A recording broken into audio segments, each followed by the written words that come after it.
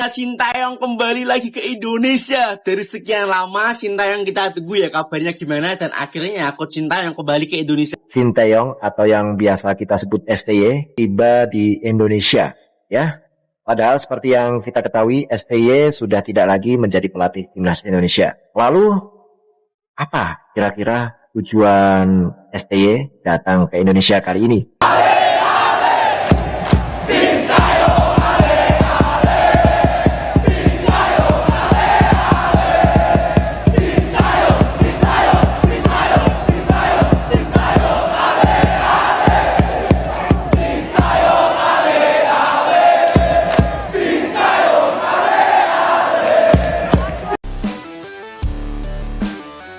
Hai semuanya, selamat datang di channel YouTube Garuda IDN.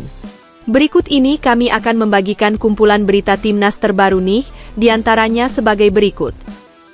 Kabar gembira sore ini, usai Patrick Kluivert coret 5 pemain bintang, Ratu Tisa langsung datangkan STY lagi untuk memimpin lawan Arab Saudi dan Irak.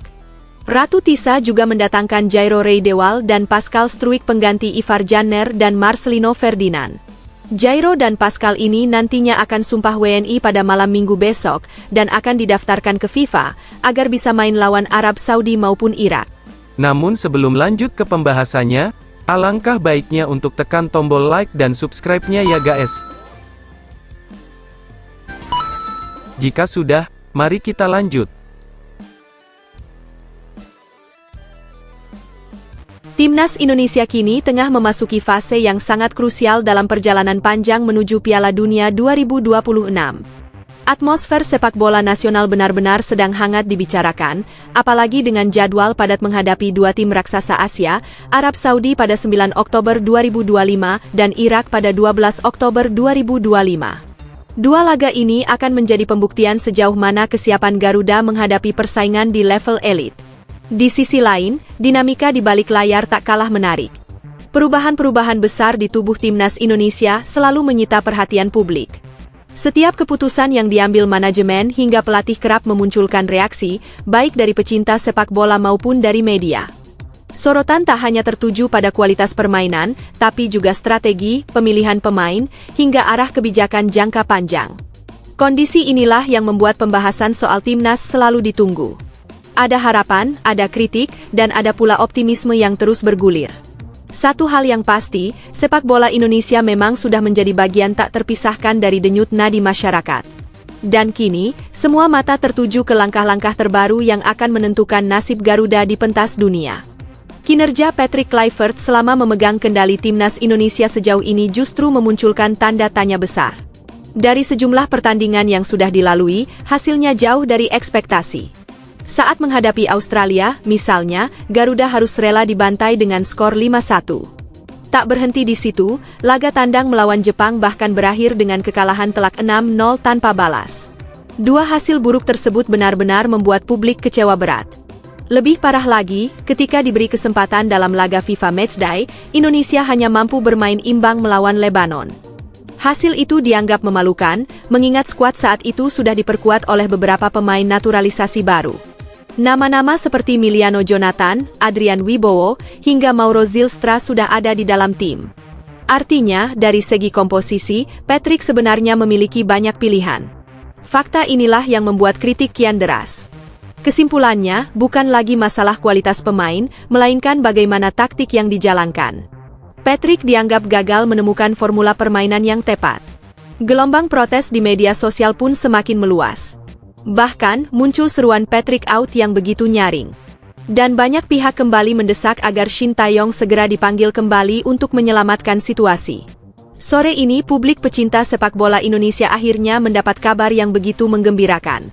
Drama panjang terkait masa depan kursi pelatih kepala timnas Indonesia akhirnya menemui titik terang. Ratu Tisa, selaku Wakil Ketua Umum PSSI, secara blak-blakan mengumumkan bahwa Patrick Kluivert sudah resmi diberhentikan dari jabatannya. Keputusan itu diambil setelah rapat internal PSSI yang digelar secara tertutup bersama Ketua Umum Erick Thohir dan jajaran eksekutif. Dalam keterangannya kepada wartawan, Ratu Tisa menjelaskan dengan gamblang bahwa posisi pelatih kepala untuk menghadapi laga penting kontra Arab Saudi dan Irak akan kembali dipercayakan kepada Sintayong. Kami sudah melakukan evaluasi mendalam, melihat hasil-hasil yang ada, dan setelah diskusi panjang akhirnya kami memutuskan Patrick Kluivert tidak lagi melatih timnas. Malam ini Shin Tae-yong langsung berangkat untuk memimpin latihan dan mempersiapkan tim menghadapi 2 laga berat. Kami butuh kepemimpinan yang jelas, pengalaman yang teruji, serta mental juara, dan semua itu ada pada Shin Tae-yong, ujar Ratu Tisa sore ini kepada wartawan. Tak hanya soal pergantian pelatih, kabar baik juga datang terkait komposisi skuad. Ratu Tisa menegaskan bahwa 2 pemain yang sudah lama ditunggu publik, yakni Jairo Riedewald dan Pascal Struijk, segera akan mengucapkan sumpah menjadi warga negara Indonesia. Prosesi pengambilan sumpah akan dilaksanakan pada malam Minggu besok. Dengan begitu, keduanya bisa segera didaftarkan ke FIFA agar sah memperkuat Indonesia di pertandingan resmi. Lebih lanjut, Ratu Tisa menambahkan bahwa kedua pemain tersebut disiapkan sebagai pengganti langsung atas pencoretan 2 nama penting, Marcelino Ferdinand dan Ivar Jenner, yang sebelumnya diputuskan oleh Patrick Kluivert. Kami tidak ingin membuang waktu lagi. Jairo dan Pascal akan segera mengambil sumpah, setelah itu proses pendaftaran ke FIFA akan segera kami urus. Harapan kami, keduanya bisa langsung tampil melawan Arab Saudi dan Irak. Ini adalah langkah strategis untuk memastikan timnas tetap kompetitif. Kami ingin publik tahu bahwa PSSI bekerja keras agar tim ini berada di level terbaiknya, tegas Ratu Tisa dengan nada penuh optimisme. Kehadiran Shin Tae-yong bersamaan dengan masuknya 2 pemain baru dari Eropa membuat atmosfer timnas langsung berubah. Ada rasa percaya diri yang kembali menguat di kalangan supporter. Harapan untuk tampil mengejutkan di laga-laga besar terasa lebih realistis. Apalagi, keduanya dikenal punya kualitas mumpuni di level klub, dan diyakini akan memberi dampak signifikan bagi kekuatan tim. Pemanggilan kembali Shin Tae-yong bukan sekadar keputusan teknis, melainkan juga membawa dampak psikologis yang besar. Reputasi pelatih asal Korea Selatan ini sudah terbukti di mata publik Asia. Setiap kali namanya dikaitkan dengan timnas, lawan-lawan kuat seperti Arab Saudi maupun Irak pasti langsung memasang strategi khusus. Mereka tahu, gaya permainan Shin selalu penuh kejutan dan sulit ditebak. Shin Tae-yong sendiri bukan sosok baru. Selama 5 tahun terakhir, ia berhasil membangun pondasi kokoh untuk sepak bola Indonesia. Di level kelompok umur, ia sukses meloloskan timnas U19, U23, hingga tim senior ke Piala Asia. Capaian itu bukan hal sepele, karena sebelumnya Indonesia kerap kesulitan menembus turnamen prestisius tersebut. Selain itu, Shin juga dikenal sebagai pelatih yang berani. Salah satu pencapaian yang masih diingat adalah ketika Indonesia akhirnya bisa membalikkan dominasi Vietnam. Tim yang dulu kerap memberi kekalahan telak, kini justru bisa ditaklukkan berkat racikan Shin. Yang lebih menakjubkan, keberhasilan membawa Indonesia lolos ke ronde 3 kualifikasi Piala Dunia 2026 menjadi bukti sahih kualitasnya. Padahal sebagian besar skuad berisi pemain lokal dan naturalisasi yang belum lama beradaptasi. Hasil-hasil itu sangat kontras jika dibandingkan dengan era Patrick Kluivert. Meski sudah dibekali banyak pemain naturalisasi, performanya tetap buruk dan seringkali berujung kekalahan telak. Fakta ini memperlihatkan betapa pentingnya peran pelatih dalam menentukan arah permainan. Keputusan Erick Thohir untuk mengakhiri kerjasama dengan Patrick Kluivert adalah langkah tepat yang menyelamatkan harapan masyarakat. Risiko terlalu besar jika ia tetap dipertahankan, apalagi dengan performa buruk yang terus terjadi. Erick menunjukkan bahwa ia berani mengambil keputusan demi menjaga peluang Indonesia di Piala Dunia 2026. Sementara itu, peran Ratu Tisa dalam mendatangkan Jairo Riedewald dan Pascal Struijk patut diapresiasi. Dengan tambahan amunisi dari pemain yang berkarir di Eropa, kekuatan timnas jelas naik 1 level lebih tinggi. Ketika dipadukan dengan kepemimpinan Shin Tae-yong yang sudah terbukti, harapan publik untuk melihat timnas tampil mengejutkan menjadi semakin besar. Masyarakat pun semakin yakin dengan kepemimpinan Erick Thohir di PSSI. Banyak yang menilai ia layak melanjutkan jabatannya lebih lama karena berani mendengar suara publik. Begitu pula dengan Ratu Tisa yang kini makin mendapat simpati untuk tetap menduduki posisi penting. Dan tentu saja, kabar kembalinya Shin Tae-yong disambut dengan penuh kegembiraan. Inilah momentum yang ditunggu. Lalu bagaimana dengan kalian? Setuju kan kalau Shin kembali adalah kabar terbaik, sementara Patrick Kluivert sudah seharusnya pergi? Joko Malis beri wejangan keras untuk timnas Indonesia, Garuda diminta jangan terlalu bertahan atau agresif di Riyadh. Ia singgung krisis striker dan harap oleh Romeni pulih. Patrick Kluivert ditantang cari Formula G2 lawan Arab Saudi dan Irak. Mantan penyerang legendaris Persebaya Surabaya dan Niak Mitra, Joko Malis Mustafa, memberikan pandangan optimistis tentang peluang timnas Indonesia di babak keempat kualifikasi Piala Dunia 2026. Menurutnya, Garuda Muda memiliki potensi besar untuk tampil kompetitif karena kualitas pemain yang kini relatif merata di setiap lini. Kedalaman skuad ini diyakini bisa memberi keleluasaan bagi Patrick Kluivert dalam meramu strategi saat menghadapi dua lawan berat, Arab Saudi dan Irak, pada pertandingan penting yang akan digelar di Stadion King Abdullah Sports City, Riyadh, pada 8 dan tanggal 11 Oktober mendatang. Meski begitu, Joko Malis tetap memberikan catatan kritis, terutama mengenai pola serangan yang masih belum efektif. Ia menilai bahwa kekuatan lini tengah dan pertahanan Indonesia cukup solid, namun masalahnya terletak pada kreativitas dalam menciptakan peluang serta kemampuan menyelesaikan serangan menjadi gol. Jika masalah ini tidak segera diatasi, maka peluang Indonesia untuk menaklukkan lawan dengan level tinggi bisa menjadi lebih sulit. Menurut pria yang dikenal sebagai salah satu striker tajam era 1980-an ini, kunci kemenangan Indonesia bukan hanya soal bertahan atau menyerang, melainkan keseimbangan. Ia menekankan bahwa bermain terlalu defensif akan berbahaya karena bisa membuat lawan semakin leluasa menekan. Sebaliknya, tampil terlalu agresif tanpa perhitungan juga bisa membuka celah yang mudah dimanfaatkan tim sekelas Arab Saudi maupun Irak. Keseimbangan dalam mengatur tempo, transisi cepat dari bertahan ke menyerang, dan kemampuan membaca situasi di lapangan akan menjadi faktor yang menentukan. Salah satu hal yang paling dikhawatirkan Joko Malis adalah minimnya stok penyerang murni berkualitas yang bisa diandalkan di laga-laga besar. Menurutnya, krisis striker di timnas Indonesia saat ini menjadi pekerjaan rumah utama bagi Kluivert dan staf kepelatihan. Ia berharap proses naturalisasi maupun pembinaan pemain muda bisa memperkaya opsi di lini depan. Namun untuk jangka pendek, ada satu nama yang menjadi harapannya, oleh Romeni. Joko Malis menaruh harapan besar agar penyerang yang kini berkarir di Eropa itu segera pulih dari cedera. Kehadiran Romeni dianggap bisa memberikan warna berbeda pada permainan timnas Indonesia, terutama dengan kemampuannya dalam membuka ruang dan memanfaatkan peluang sekecil apapun. Dengan dukungan pemain-pemain lain yang tengah naik performanya di kompetisi Eropa, ia yakin Indonesia mampu memberi kejutan pada dua laga berat tersebut. Ex-bintang Irak peringatkan Graham Arnold soal laga uji coba, disebut kunci sebelum hadapi timnas Indonesia. Ia minta Irak bermain lebih pragmatis dan kompak, Arab Saudi juga bisa jadi ancaman besar jika arahan tak dijalankan. Jelang bergulirnya ronde keempat kualifikasi Piala Dunia 2026 zona Asia, ex-penggawa timnas Irak, Ahmed Hudair, menyampaikan pandangan tajam mengenai persiapan tim asuhan Graham Arnold. Menurutnya, ada satu hal krusial yang tidak boleh diabaikan, yakni pentingnya uji coba terakhir sebelum bertarung menghadapi Indonesia pada tanggal 8 Oktober mendatang. Ia menilai laga persahabatan itu akan menjadi fondasi penting bagi Arnold untuk menyatukan pemain sekaligus menanamkan filosofi permainan yang ia bawa.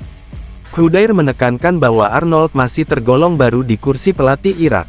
Dengan pengalaman memimpin tim hanya dalam 4 pertandingan, tentu dibutuhkan waktu dan proses adaptasi agar cara main yang diinginkan bisa berjalan sesuai rencana.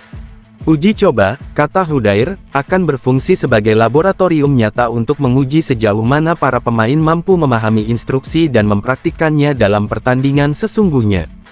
Harmonisasi tim, baik dari segi chemistry maupun kedisiplinan taktik, menjadi modal utama sebelum memasuki duel resmi yang jauh lebih menegangkan. Menurutnya, Irak harus benar-benar serius memanfaatkan kesempatan ini. Lawan yang akan mereka hadapi, yakni Indonesia dan kemudian Arab Saudi, punya karakteristik permainan yang tidak bisa dianggap remeh. Tim Garuda saat ini sedang berada dalam tren positif dengan komposisi skuad yang banyak dihuni pemain Eropa, sehingga permainan mereka cenderung dinamis dan penuh kejutan. Jika Irak datang dengan pola yang kaku, mereka berisiko kewalahan menghadapi kecepatan transisi Indonesia maupun ketangguhan fisik Arab Saudi. Hudair menyarankan agar Arnold menerapkan pendekatan yang lebih pragmatis. Bukan berarti meninggalkan gaya menyerang, tetapi bagaimana Irak mampu mengatur tempo, bermain efisien, dan tidak membuang energi secara sia-sia. Kekuatan utama tim menurutnya bukan hanya pada kualitas individu, melainkan juga pada kekompakan. Bila semua pemain bisa menjalankan arahan Arnold dengan penuh disiplin, peluang untuk meraih hasil positif tetap terbuka lebar. Selain itu, Krudair menilai komunikasi antara pemain senior dan junior harus diperkuat. Para pemain muda harus cepat beradaptasi dengan sistem baru, sementara para pemain berpengalaman wajib menjadi teladan di lapangan. Baginya, hanya dengan kesatuan visi dan konsistensi taktik, Irak bisa menghadapi Indonesia yang sedang naik daun sekaligus menjaga peluang melaju lebih jauh di kualifikasi. Dengan nada penuh harapan, Krudair menutup pernyataannya bahwa ujian sesungguhnya Arnold akan terlihat bukan hanya pada kualitas strategi, tetapi juga sejauh mana ia mampu menyatukan tim dalam waktu singkat. Jika itu berhasil, maka Irak bisa tampil lebih solid menghadapi dua laga berat di awal Oktober nanti. Indonesia jadi satu-satunya harapan ASEAN di kualifikasi Piala Dunia 2026, media Thailand sampai geleng-geleng. Pujian dan sindiran dilontarkan, Garuda disebut sedang jalani masa keemasan yang belum pernah diraih Thailand maupun Vietnam. Media Thailand mulai menaruh perhatian pada perjalanan timnas Indonesia di kualifikasi Piala Dunia 2026. Setelah Vietnam dan Thailand harus mengubur mimpi lebih awal, Indonesia menjadi satu-satunya wakil ASEAN yang masih bertahan. Fenomena ini membuat publik negeri Gajah Putih memberi sorotan khusus, meski diwarnai dengan nada sinis. Menurut laporan media olahraga mereka, keberhasilan Garuda tak bisa dilepaskan dari peran besar pemain naturalisasi. Para penggawa keturunan yang kini memperkuat tim asuhan Patrick Kluivert dianggap sebagai penopang utama. Meski begitu, mereka juga mengakui bahwa para pemain ini bukan sekadar tamu dalam skuad, melainkan sosok yang memiliki keterikatan dengan Indonesia, baik melalui darah, bahasa, maupun rasa kebangsaan yang mereka bawa. Yang membuat media Thailand terkejut adalah reaksi supporter Indonesia. Jika di beberapa negara naturalisasi bisa memicu perdebatan, justru berbeda dengan publik Garuda. Mayoritas fans merasa bangga dan menganggap kehadiran para pemain diaspora sebagai bukti bahwa sepak bola Indonesia berkembang menuju level yang lebih tinggi. Dukungan penuh ini dianggap sebagai faktor penting yang memperkuat mental tim, terutama menghadapi lawan-lawan kuat dari Timur Tengah dan Asia. Media Thailand bahkan menyebut periode ini sebagai fase emas bagi sepak bola Indonesia. Untuk pertama kalinya, peluang Garuda menembus panggung Piala Dunia terasa sangat nyata. Prestasi ini digadang-gadang sebagai capaian yang belum pernah sekalipun diraih Thailand maupun Vietnam, meski keduanya sudah lama dikenal sebagai raksasa Asia Tenggara. Namun, perjalanan menuju sejarah baru itu jelas tidak akan mudah. Pada Oktober mendatang, 2 laga berat sudah menanti.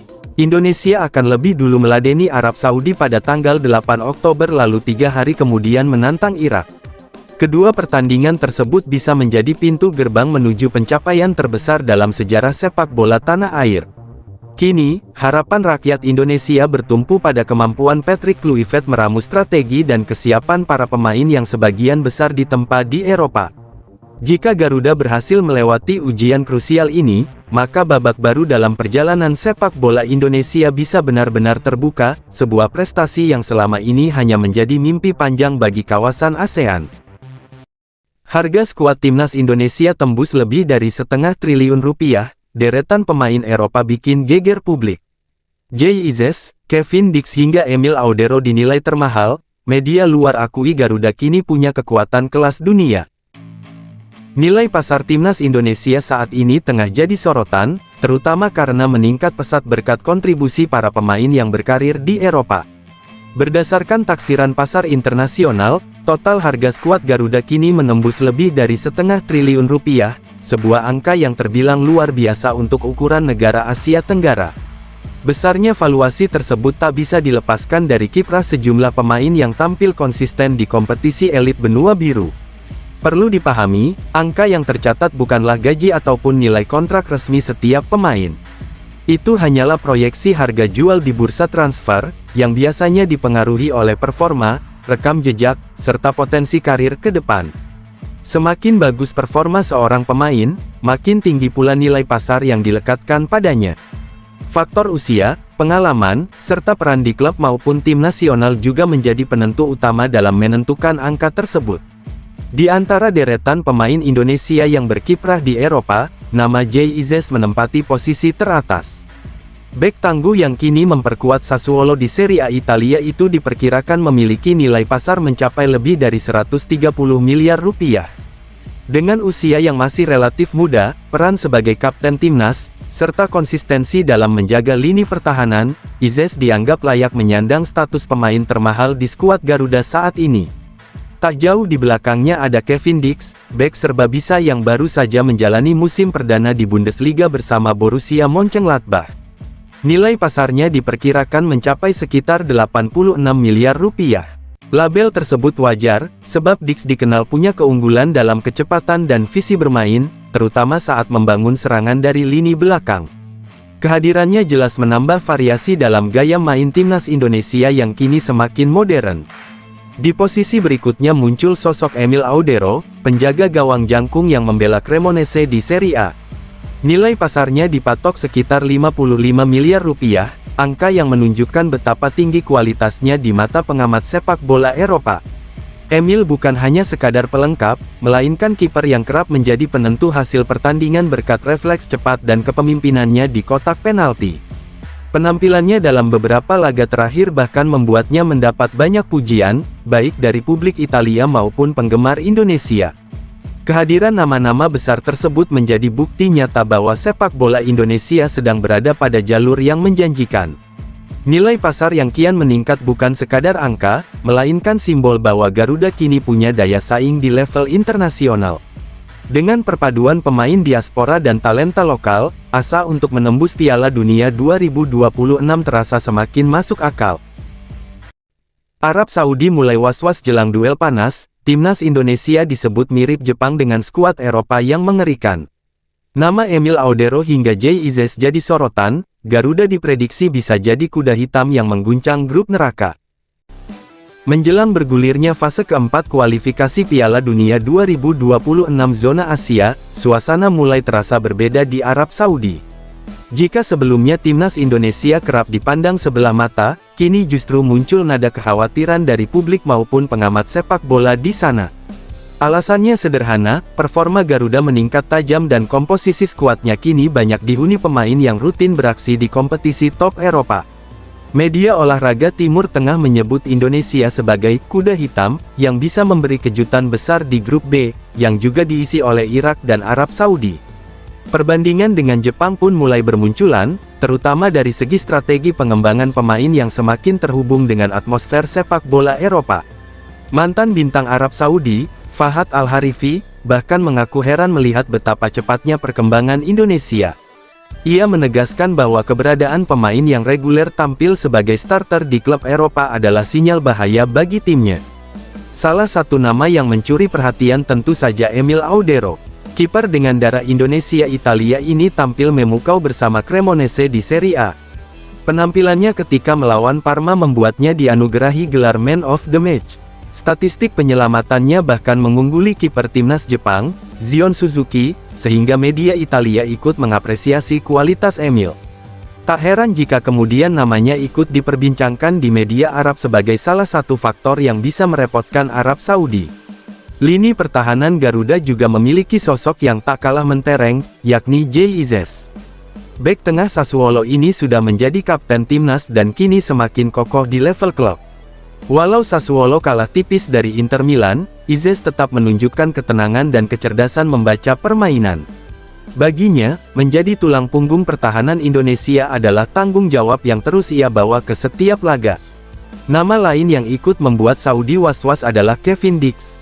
Pemain Borussia Mönchengladbach itu mampu tampil penuh saat menghadapi Bayer Leverkusen dan berperan penting dalam hasil imbang timnya. Fleksibilitasnya bermain di berbagai posisi bertahan menjadikannya aset penting dalam skema taktik Garuda. Tak ketinggalan, ada Kelvin Verdong yang baru merasakan atmosfer Ligue 1 bersama Lille. Meski sempat dikritik oleh supporter karena debut yang dianggap kurang maksimal, situs pemeringkat justru memberi nilai positif. Dengan waktu yang masih panjang, Verdong dipercaya bisa segera membuktikan kualitas aslinya. Sementara itu, Nathan Chuaon juga tampil stabil di Belanda bersama Willem II. Uniknya, ia lebih sering dimainkan sebagai bek kanan ketimbang posisi lamanya di kiri, dan dari sana ia justru semakin terlihat matang. Dengan deretan nama tersebut, wajar jika Arab Saudi mulai berhitung ulang. Indonesia kini bukan lagi tim penggembira, melainkan lawan berbahaya yang siap mengubah peta kekuatan Asia.